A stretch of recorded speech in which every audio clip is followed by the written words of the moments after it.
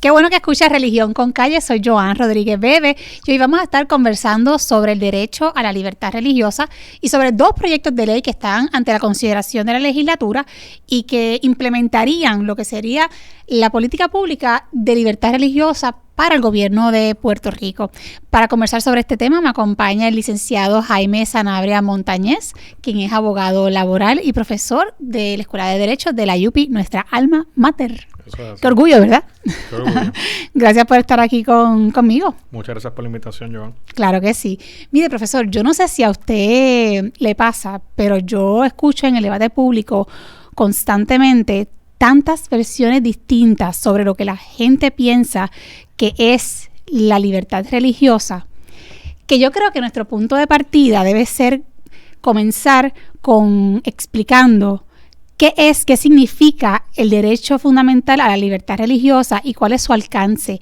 Porque pienso yo que entender correctamente lo que es y lo que significa la libertad religiosa nos permite conversar, nos permite incluso hacer críticas sobre este tema de una manera responsable y de una manera sosegada.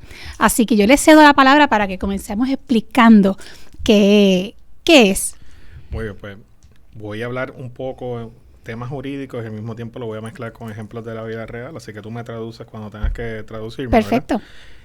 Como tú sabes, en Puerto Rico, Joan, aplican muchas leyes, tanto federales como estatales. Uh-huh. La ley suprema en Puerto Rico lo es la Constitución de los Estados Unidos de América. Y por debajo de la Constitución de los Estados Unidos de América están las leyes federales, los reglamentos federales, la jurisprudencia del Tribunal Supremo de Estados Unidos. Después, más abajo, después de unos cuantos escalones más, está la Constitución de Puerto Rico. Y por debajo de la Constitución de Puerto Rico está también las leyes, decisiones de los tribunales, entre otras cosas. Esto de la libertad de culto, si tú examinas tanto la Constitución de los Estados Unidos de América como la de Puerto Rico, te vas a dar cuenta que se reconoce expresamente en ambos textos constitucionales. A nivel federal, si tú examinas la Constitución de los Estados Unidos de América, te vas a dar cuenta que se hace mención de la palabra religión, ya sea en el contexto de la separación de iglesia y Estado, libertad de culto, en 3 ocasiones distintas. A nivel de la Constitución de Puerto Rico, te vas a dar cuenta que se hace mención o referencia a la palabra religión entre 6 a 7 ocasiones distintas. En Puerto Rico se reconocen derechos religiosos que no se reconocen a nivel federal. Pero contestando tu pregunta directamente, Joan, la libertad de culto no es otra cosa que el derecho que tiene una persona a creer o a no creer en algo. Ese derecho a libertad de culto tiene 2 vertientes. Uno es eso que te acabo de decir, ese derecho a creer, que en mi opinión es un derecho que la persona tiene de manera absoluta. ¿Qué significa eso? Que el Estado no puede decirte a ti, como ser humano, en qué es lo que tú debes creer. El Estado debe respetar si tú crees en Dios, si crees en otra deidad, si crees en Satanás. Y si no crees en nada. Y si no crees en cosa alguna, claro, como los ateos, los agnósticos y otras denominaciones. El Estado no se puede meter y decirte en qué tú debes creer. En ese sentido ni cómo tienes que pensar, ¿no? Ni cómo tienes que pensar. Pero más importante todavía, la libertad de culto no solo se limita a la creencia religiosa.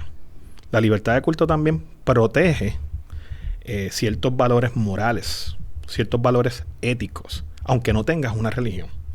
O sea que la libertad de culto en su primera vertiente es un concepto amplio que cubre y protege no solo tu creencia religiosa o la falta de creencia o el que no tengas religión, sino también los valores morales y éticos que tú tengas. Uh-huh.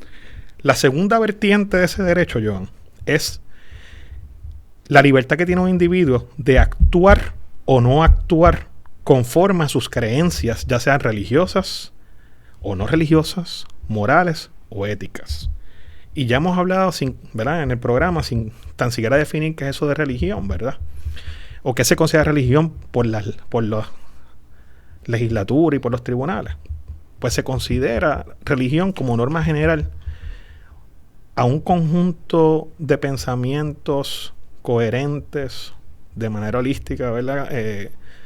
Que tienen o tocan temas relacionados a la vida, la muerte, al propósito de la existencia humana y que emiten juicios, ¿verdad? Y las religiones o las distintas denominaciones religiosas, esos valores los agrupan o conglomeran en una serie de enseñanzas o textos que tienen coherencia y cohesión entre unos y los otros. No se tratan de textos aislados. O sea que en resumen, sí, profesor, usted lo que está diciendo es, mire, la libertad religiosa es el derecho de las personas, por un lado, a creer lo que quieran, relacionado a los temas que usted está, ¿verdad?, delineando en este momento, y además a actuar conforme a lo que creen.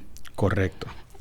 Tienes toda la razón. Y es bien importante también que tu audiencia sepa, Joan, que la libertad religiosa existe en nuestra Constitución y en la de Estados Unidos precisamente porque a quien se quería proteger era a las distintas minorías religiosas.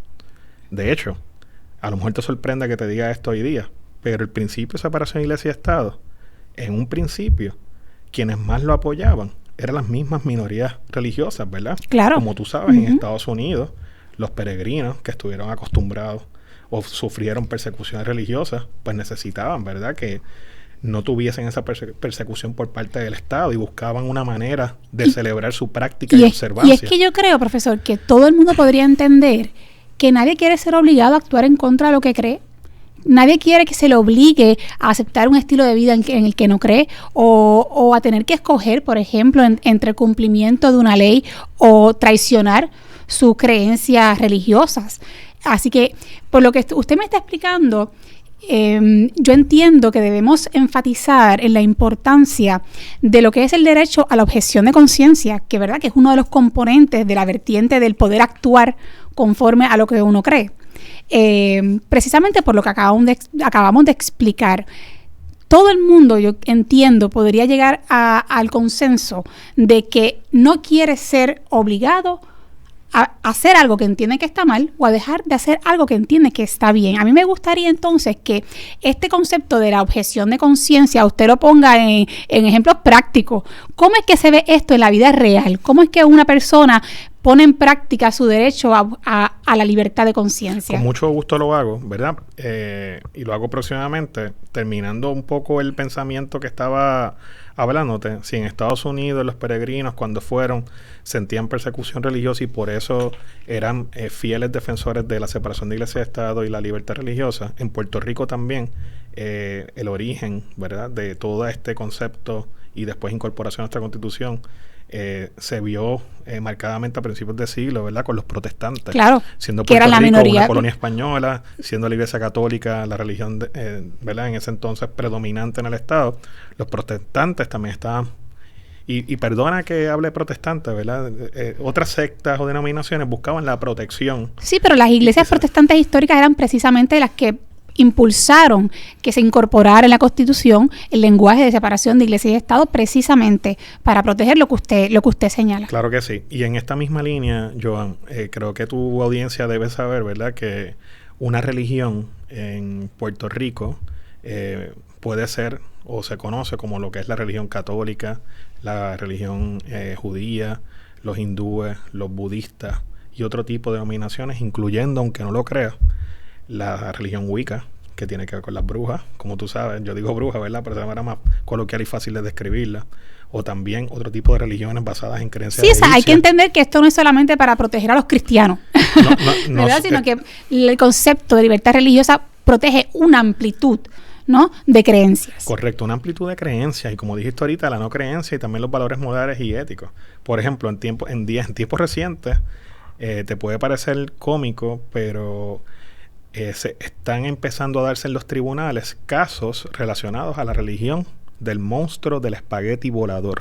¿Tú has escuchado lo que es el monstruo del espagueti volador? Yo creo que debe de explicar qué es lo que significa. Bueno, pues las personas que son creyentes de la religión del monstruo del espagueti volador prácticamente piensan, ¿verdad?, que o la religión consiste en una sátira, ¿verdad?, una parodia a toda esta teoría de la creación inteligente y el creacionismo, ¿verdad?, vis a vis la evolución.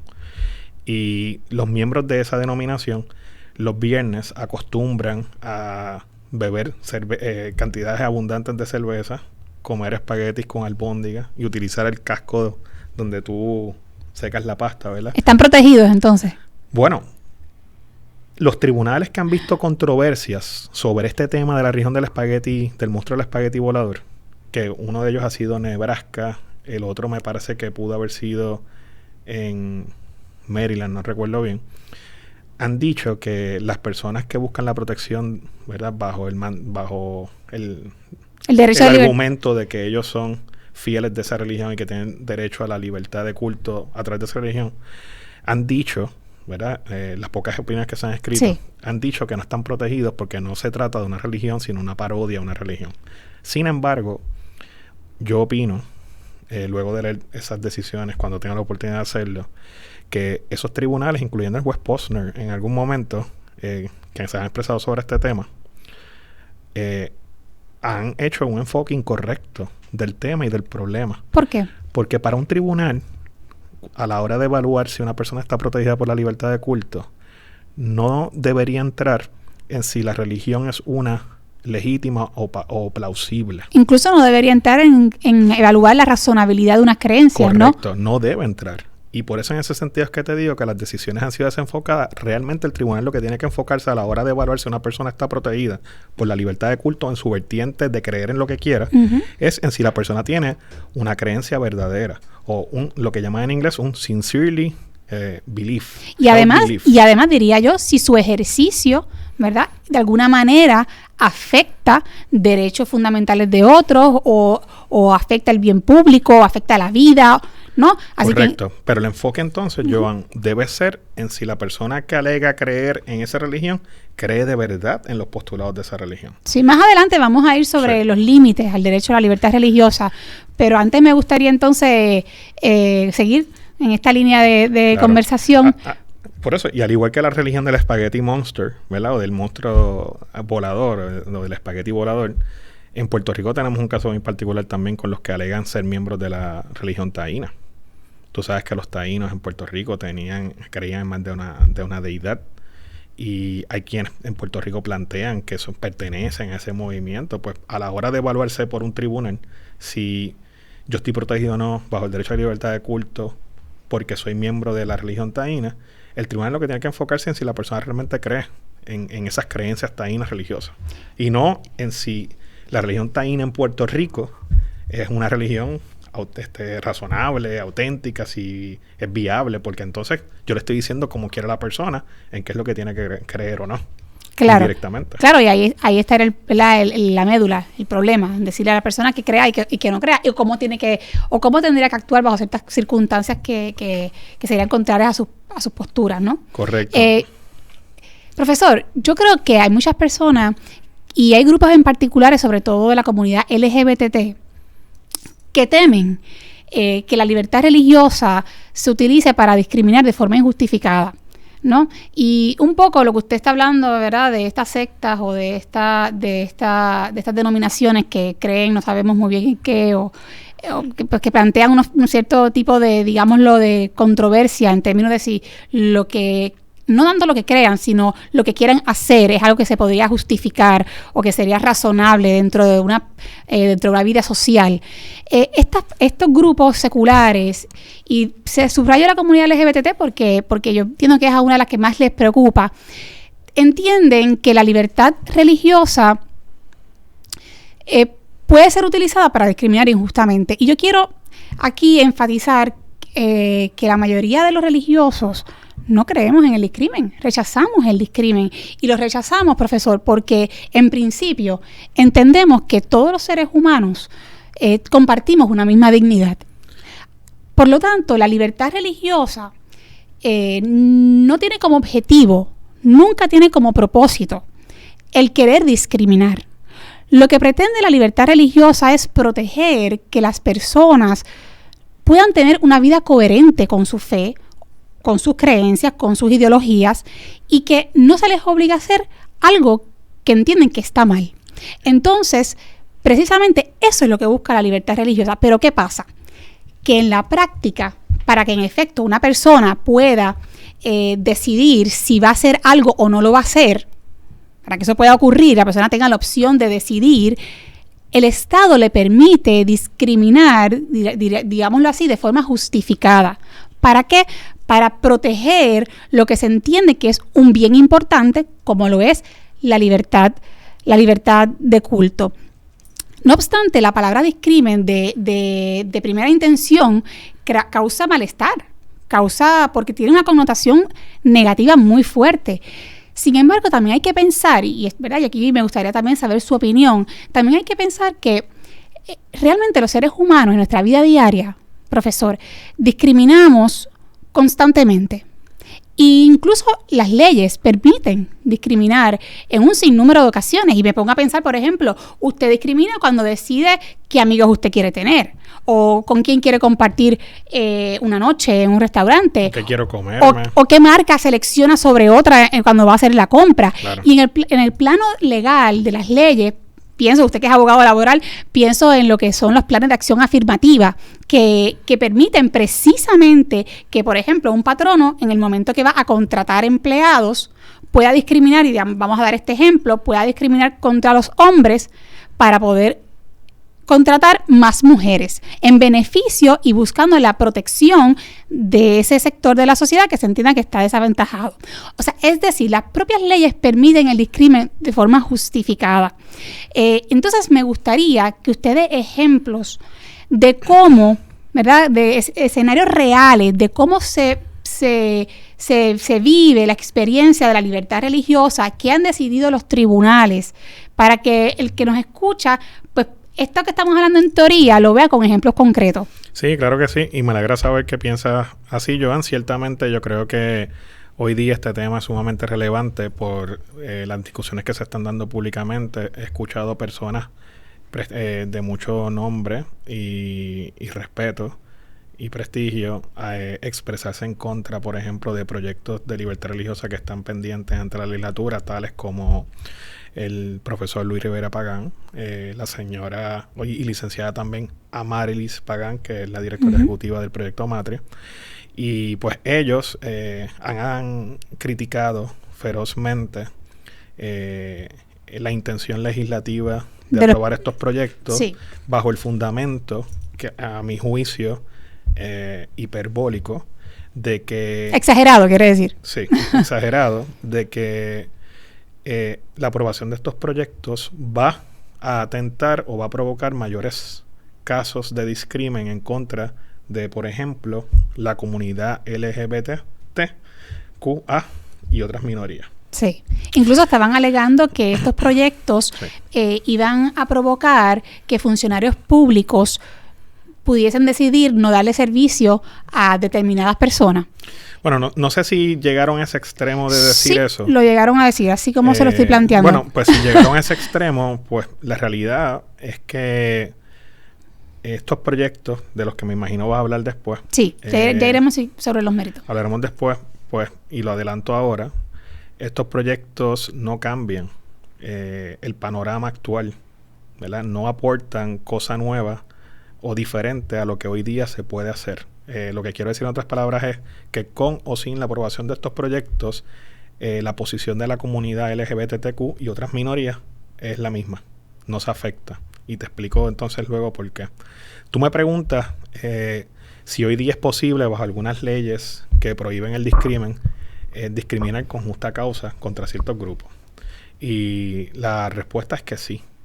Para poder como norma general de las leyes que te estoy hablando ahora son las que aplican en el contexto privado del empleo y en el contexto público, un patrono puede discriminar contra ciertos grupos minoritarios o contra ciertos grupos protegidos si ese patrono demuestra, por ejemplo, que la característica protegida que estoy tomando en consideración para afectar ese grupo no la puedo utilizar en ese puesto o la tengo que utilizar en ese puesto, que es lo que, por ejemplo, se llama un requisito bona fide de ocupación o bona fide occupational qualification.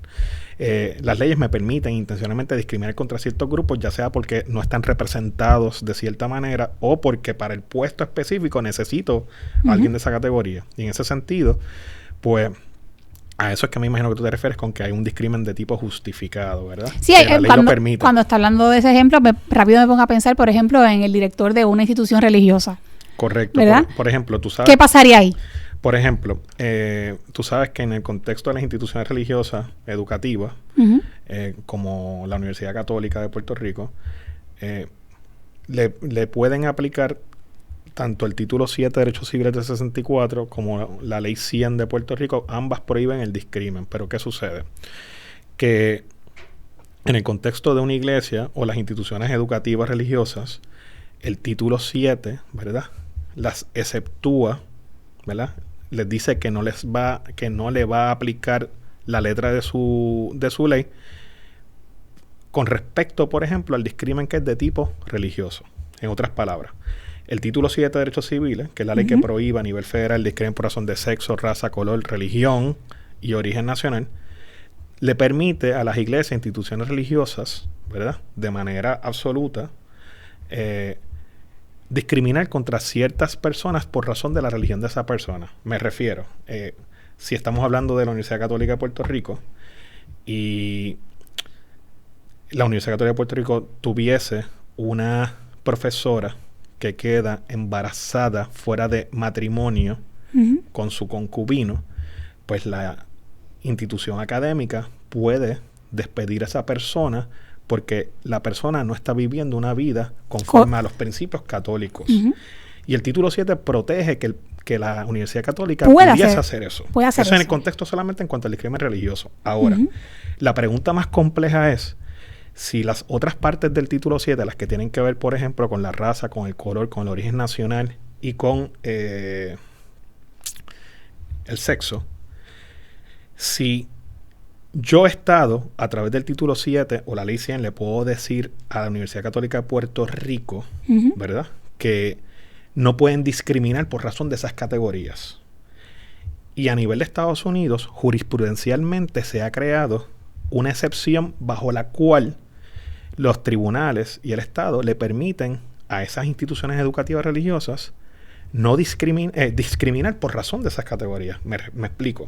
Por ejemplo, una institución religiosa va a poder discriminar por razón de sexo, por razón de raza, color y origen nacional si la institución religiosa logra demostrar que afectaría que la persona, ¿verdad?, contra la cual está discriminando ocupa un puesto de, como ellos le llaman, ministro.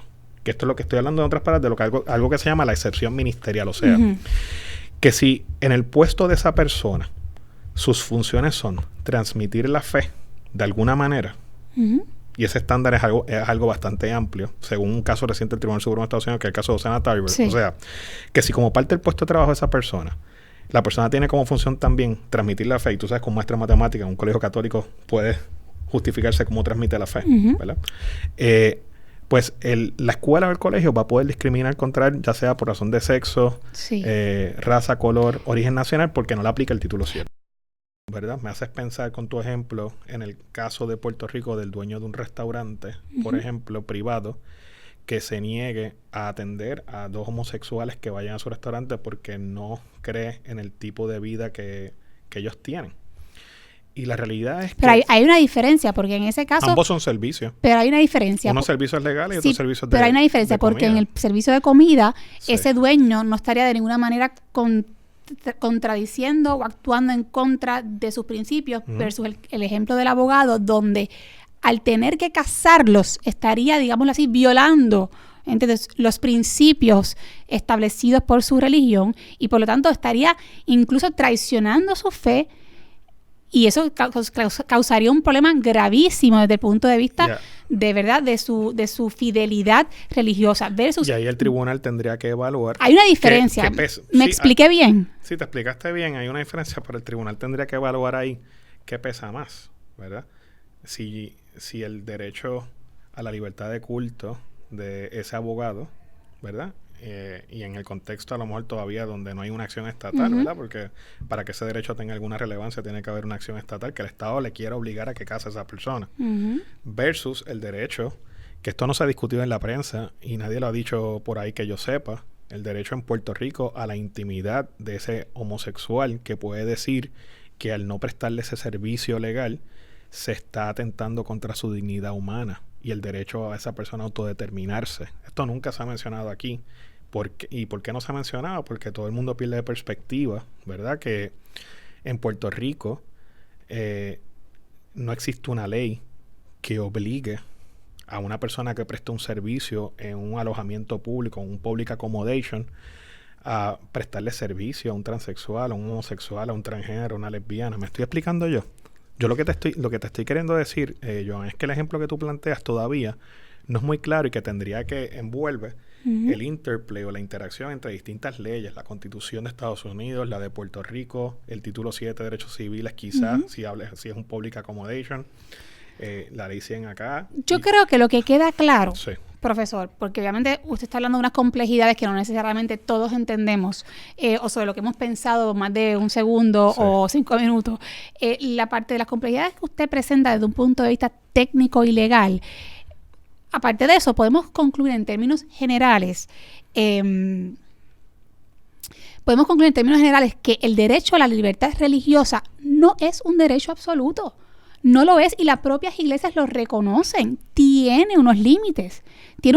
Entonces... Bueno, acuérdate que tiene dos vertientes. La vertiente de creer. Claro, en la vertiente de actuar. Para mí, pero en la de actuar o no actuar, ese es el que no es correcto, absoluto. Pues en la vertiente de actuar, definitivamente plantear... O no actuar, que será el ejemplo del abogado. Claro, plantear que es un derecho absoluto y que usted puede hacer lo que le dé la gana sencillamente en aras de la libertad religiosa, es un absurdo. Y es un absurdo que los propios religiosos reconocen. Por lo tanto, yo creo que el gran reto, cuando tocamos este tema, y podemos dar miles de ejemplos, pero van a ser inagotables, cuando hablamos de este tema es, ¿cómo se traza ese límite?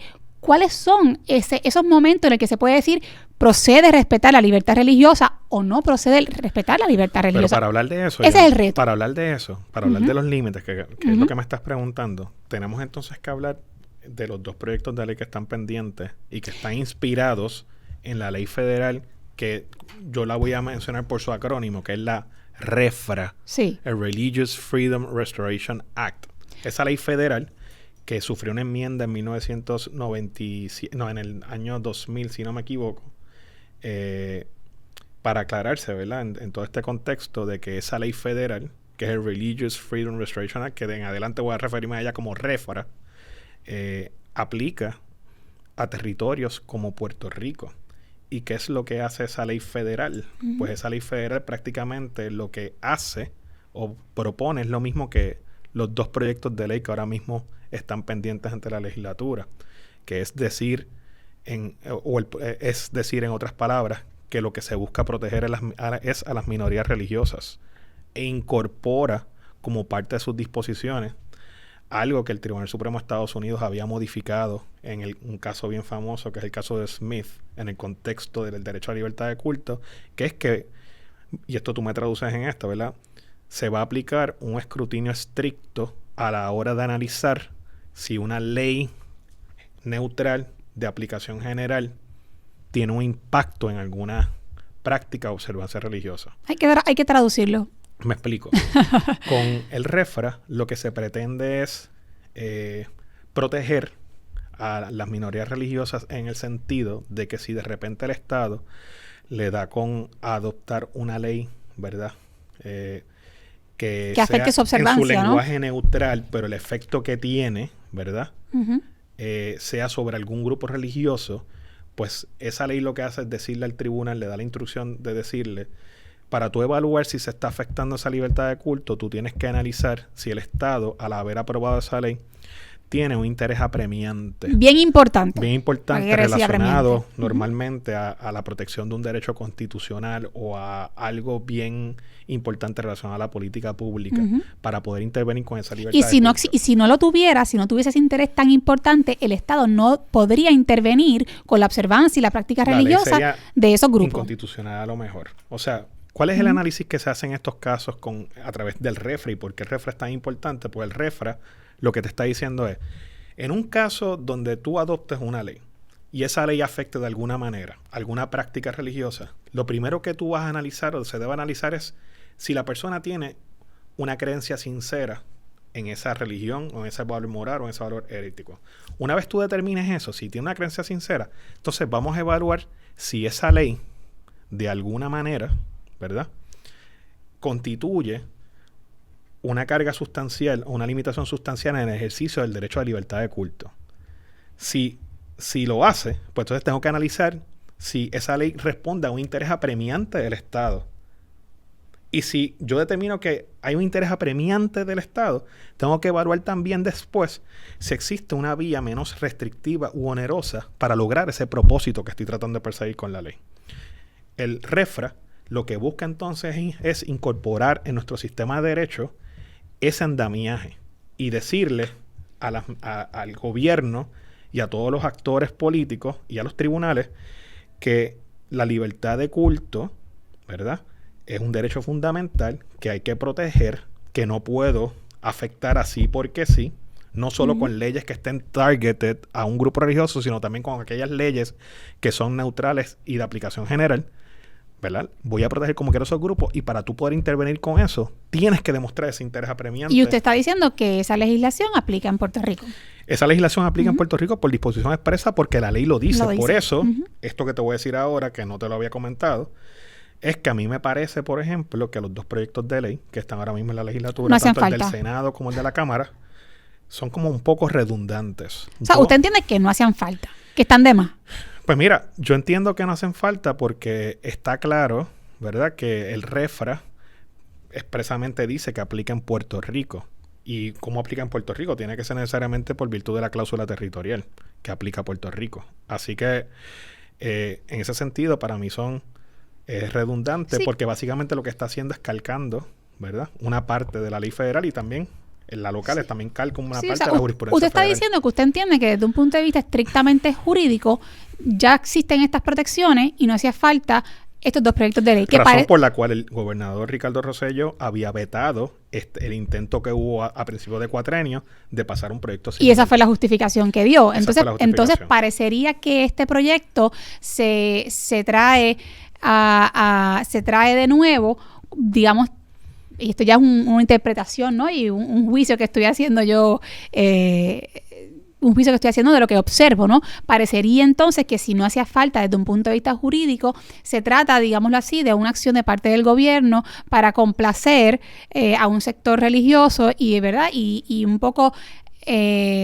proyectarse como que está cumpliendo con ellos de alguna manera al presentar este proyecto de ley porque sabe que en proyectos importantísimos, como lo era el proyecto de la regulación del aborto, pues también lo vetó. Así que parecería que un poco es como que está jugando a crear un balance entre lo que hizo y lo que está haciendo. Bueno, Iván, eso pudiese ser una explicación, pero también una explicación que no surge inmediatamente es que esa ley federal, la REFRA, no aplica a los estados. Sí. Inicialmente, el Congreso tuvo la intención de que aplicara a los estados, pero el Tribunal Supremo de Estados Unidos dijo que la medida que aplicase a los estados era inconstitucional porque el Congreso no podía aprobar una ley de esa naturaleza que aplicara a los estados y por eso es que se enmendó la ley después y se aclaró, ¿verdad?, que aplicaba al gobierno federal y a los territorios, como el Distrito de Columbia, como Puerto Rico y las posesiones de los Estados Unidos de América.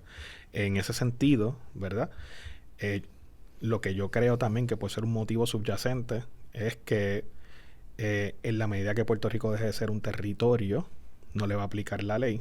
Sí, y eso es especulando, ¿verdad?, de cara al futuro. Especulando, y entonces pues, yo, legislatura, quiero actuar de la misma manera que el resto de los estados de la nación norteamericana han actuado, que es aprobando este tipo de legislaciones. Sí. Como tú sabes, ahora mismo hay 31 estados que han aprobado legislaciones de este tipo. 20 que lo han hecho expresamente a través de sus legislaturas y 10 donde se le ha reconocido jurisprudencialmente ese tipo de protecciones a la población. Y por otro lado, así como hago la verdad, la especulación y la crítica de que tal vez esto se trata de una acción política, ¿verdad?, de cara a una reelección, de la misma manera pienso que puede tener una utilidad, no tanto legal, sino más bien social, desde un punto de vista de que como hay tantas versiones distintas que se discuten públicamente y hay, en mi opinión, tanta confusión sobre el alcance y el significado de este derecho, a lo mejor sirve como un ejercicio, ¿verdad?, un ejercicio de clarificar, un ejercicio de dejar claro lo que quiere decir.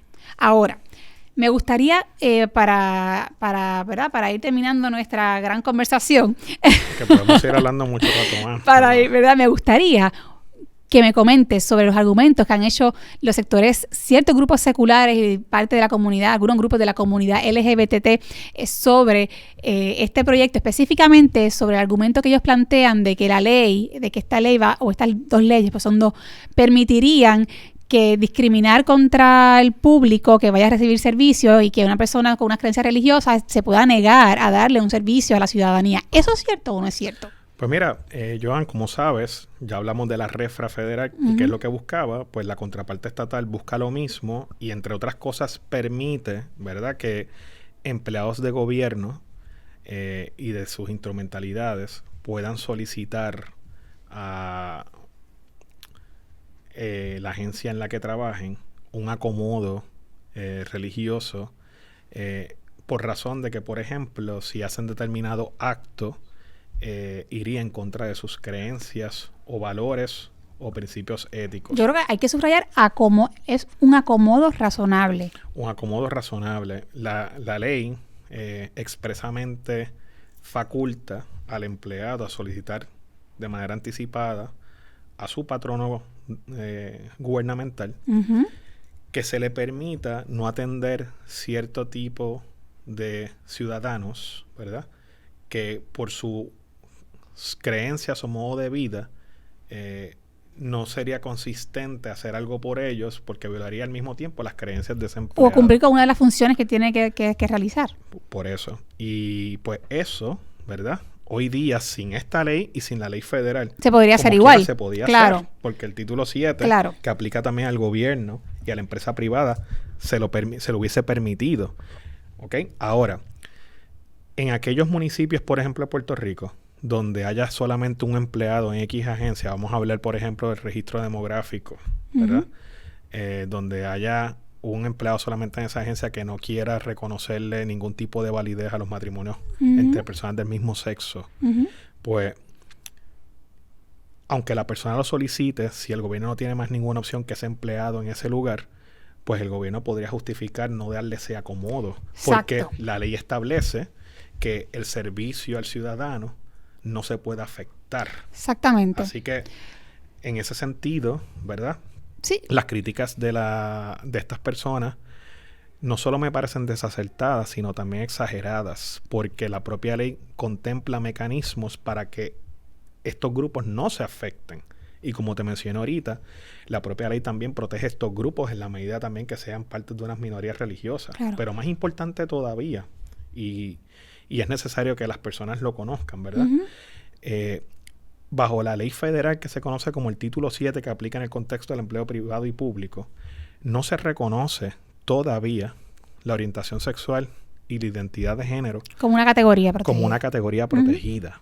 No se reconoce. Hay unos sectores que están litigando en los tribunales, otros están haciendo marchas y movimientos y otros están utilizando otras vías, donde están tratando de argumentar que dentro de la palabra sexo o la prohibición contra el discriminación por razón de sexo del título 7, se incluye también la orientación sexual y la identidad de género. Esos, desde un punto de vista jurídico, esos grupos, en mi opinión, están utilizando una estrategia equivocada. Y te lo digo porque yo he estudiado muchísimo el título 7, la jurisprudencia que ha habido bajo el palio del mismo, y te puedo asegurar que ahí donde dice sexo nunca había sido la intención del Congreso incluir la orientación sexual y la identidad de género. Y también hay un caso bien famoso que es el de Pricewaterhouse Hopkins versus Pricewaterhouse, que muchas personas de estos grupos lo utilizan a su favor, que claramente dice que estos grupos no estarían protegidos, ¿verdad? Aunque no lo menciona así expresamente en cuanto a estos grupos, da unas directrices que hacen inevitable la conclusión de que no les aplica. Pero yo estoy hablando de algo de derecho. Sí. Lo que quiero decirte, Joan, es que esa preocupación entonces que yo planteo realmente no debe existir, no se sustenta a base de lo que está explicado en la legislación, porque como usted bien señala, profesor, se trata de un acomodo razonable y el público tiene que entender que el patrono, es decir, el gobierno, no estaría obligado a concederle el acomodo que la persona que tenga X creencias religiosas solicite. El gobierno lo podría hacer y el proyecto lo dice claramente, en la medida en que no afecte el ofrecimiento de los servicios públicos. Y ahí es que usted da el ejemplo, ¿verdad?, de que si hay un solo funcionario, pues ni modo, no le van a poder conceder el acomodo, ¿verdad? Porque no podía cumplir con las funciones del puesto, ¿no? Con el servicio que se quiere. Sería una carga onerosa. Igualmente, si por ejemplo, y lo digo porque trajeron este ejemplo, si un bombero, pues por sus razones religiosas, sus creencias, se niega a darle respiración boca a boca, ¿verdad?, a una persona que está convaleciendo después de un incendio, vamos a poner este ejemplo hipotético, pues esa persona, ese acomodo tampoco se tendría que conceder, porque no sería razonable, porque pondría en peligro la vida de otro. Así que yo creo que la ley, por lo menos, establece claramente que la libertad religiosa no puede ser un pretexto ni para no ofrecer los servicios que el gobierno tiene que garantizar, ni para hacer cierto tipo de actos o de omisiones que pongan en peligro incluso la vida o de las personas, etcétera. Pero el punto que quiero hacer sobre lo que estás hablando, quizás es que es bien importante que la audiencia sepa que ahora mismo, por ejemplo, en el contexto del servicio público, ¿verdad?, en el contexto de dar servicio a un público por parte del gobierno, no existe como categoría protegida la orientación sexual ni la identidad de género. Por ende, el gobierno no tiene por qué, ¿verdad? Y esto lo estoy diciendo de manera también hiperbólica. No tendría por qué, o una persona privada que le dé servicios a un público, no tiene por qué darle servicios a los miembros de esa comunidad. No está obligado por ley a hacerlo. Ahora, no está obligado porque no existe una ley que establezca como categoría protegida en el contexto de dar servicios al público a los grupos de esa minoría. ¿Ok? No está obligado y por ende, aunque no está obligado como quiera, la legislatura de Puerto Rico está aprobando unos proyectos donde le está diciendo a las personas que tienen un derecho fundamental a la libertad de culto. Podemos limitarlo. Aunque tú tengas ese derecho. Podemos limitarlo. Para mí es bien importante que los servicios a todo el mundo por igual no se vean afectados. O sea, que beneficia a la comunidad LGBTQ. Exacto, es todo lo contrario, pues le está dando unas guías de cómo actuar. Claro, un miembro de la comunidad LGBTQ, que yo no lo he escuchado por ahí plantearlo nunca, lo dije hace unos minutos atrás en el programa, podría decir, en la medida que una persona que tenga un establecimiento privado como un restaurante o el gobierno no le den un servicio esencial, podría decir, por ejemplo, que están violando su dignidad humana o su derecho constitucional. Y entonces por ahí tiene como quiera una causa de acción. En ese sentido te quiero decir que estos proyectos de libertad religiosa, contrario a lo que están diciendo por ahí, realmente no están colocando una situación de desprotección a los miembros de esta comunidad. Sino todo lo contrario. Todo lo contrario. Porque actualmente sin esa ley, el patrono o el patrono público, ¿verdad? El patrono privado público podría hacer lo que quiera. Déjame hacer aquí un caveat para no lucir tampoco, ¿verdad? Como que estoy diciendo algo que es un disparate. La Ley 100 de 1959, que es una ley estatal, prohíbe el discrimen por razón de orientación sexual e identidad de género. Pero eso es en el contexto del trabajo. No existe una ley en el contexto de darle servicio a un público que no sea una relación patrono-empleado que me obligue a mi gobierno o a mi empresa privada a atender a un homosexual o atender a una persona por identidad de género, que es distinto a lo que pasaba hace muchos años, por ejemplo, con respecto a que yo no quería atender a una persona negra. Que sí había una ley, como el título 7 de Derecho Civil 64, que me obligaba a mí, aunque por dar un servicio al público, tuviese que respetar a un negro.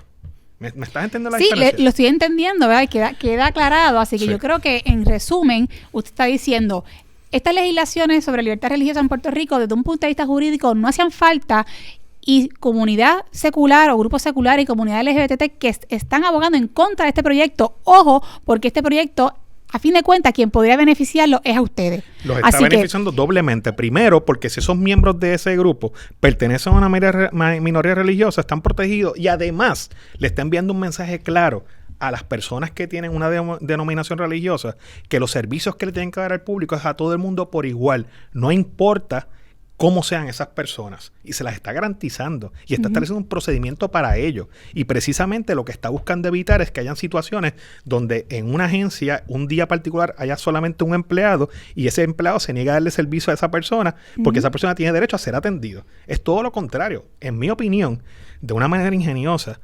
la representante Charbonnier, el senador Rivera Schatz y todos los que presentaron los grupos buscaron la manera de darle la vuelta a esto y protegerlo. Y yo creo que el criticar estos proyectos porque supuestamente va a aumentar los discrímenes contra esta población es una acusación que no tiene mucha sustancia, exagerada, y además, si tú notas, cuando estas personas critican estos proyectos, no te dan evidencia concreta de personas que han sido discriminadas en estas mismas situaciones.